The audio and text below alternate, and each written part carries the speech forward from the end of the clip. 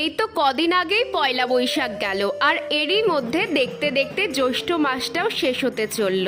জানো তো, আমাদের এখানে এই জ্যৈষ্ঠ মাসের শেষে অনেক জায়গায় মশান কালী পুজো হয়, আর তাই জন্যই আজকে বাড়িতে মুখা নাচ এসেছে।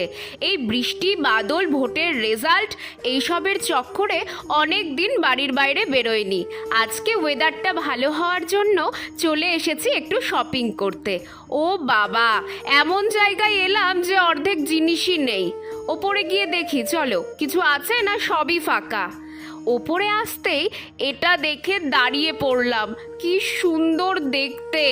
কিন্তু আমাকে তো এটা গিলে খাবে, এতই বড়, আর দামটাও অনেক। মনকে বুঝিয়ে চলে এলাম এদিকে, কিন্তু কিছুই তো পছন্দ হচ্ছে না। চোখ তো আটকে গেছে ওই ড্রেসটাতেই। কি করি বলো তো, ওটা কি নিয়েই নেব? তোমরা একটু জানিও তো, বুঝতে পারছি না।